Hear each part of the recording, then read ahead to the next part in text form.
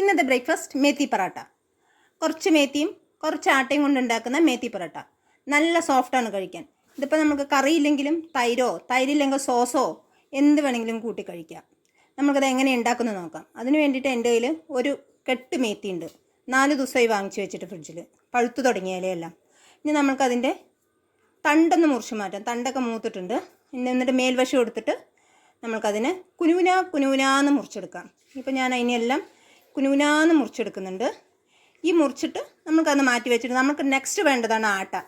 3 cup ആട്ട എടുത്തിട്ടുണ്ട്. ആ 3 cup ആട്ടയിലേക്ക് ആവശ്യത്തിനുള്ള ഉപ്പും കൂടെ ചേർത്ത് പിന്നെ നമ്മുടെ മെയിൻ സാധനം മേത്തിയും കൂടെ ചേർത്തിട്ട് നന്നായി ഒന്ന് കുഴച്ച് കൊടുക്കുക. നല്ല പോലെ കുഴക്കണേ. ആ മേത്തിയിലുള്ള വെള്ളമൊക്കെ ആട്ടയിലേക്ക് ഇറങ്ങണം.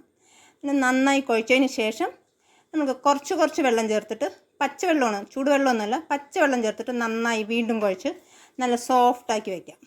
അയ്യോ, ഒരു സാധനം ഞാൻ വിട്ടുപോയി, എണ്ണ. അതിൻ്റെ കൂടെ ഒരു സ്പൂൺ എണ്ണയും കൂടെ ചേർക്കണമായിരുന്നു.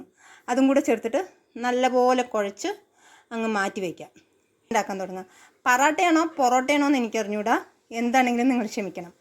അത് കമൻറ്റ് ചെയ്താലും മതി. അപ്പോൾ നമുക്കിനി ഉണ്ടാക്കി തുടങ്ങാം.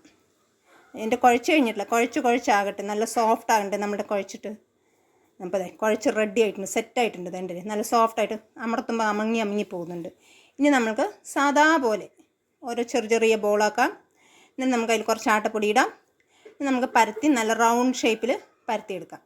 പരത്തിയിട്ട് ഒരു ചൂടായ പാനിലേക്ക് ഇട്ടിട്ട് തിരിച്ചും മറിച്ചു വിട്ടിട്ട് നമുക്ക് ചുട്ടെടുക്കാം. എന്നിട്ട് അതിൽ കുറച്ച് എണ്ണയോ അല്ലെങ്കിൽ നിങ്ങൾക്ക് ഇഷ്ടം നെയ്യാണെങ്കിൽ നെയ്യോ ചേർത്തിട്ട് നന്നായി ഇങ്ങോട്ട് ചുട്ടെടുത്താൽ നമ്മുടെ മേത്തി പൊറോട്ട റെഡി. ഇത് തൈര് കൂട്ടി കഴിക്കാൻ സൂപ്പറാണ്. തൈരിൽ കുറച്ച് പഞ്ചസാരയും കൂടി ചേർത്തിട്ടുണ്ടെങ്കിൽ അടിപൊളി ടേസ്റ്റാണ്. എല്ലാവരും ഒന്ന് ട്രൈ ചെയ്ത് നോക്കണേ. അപ്പോൾ താങ്ക് യു.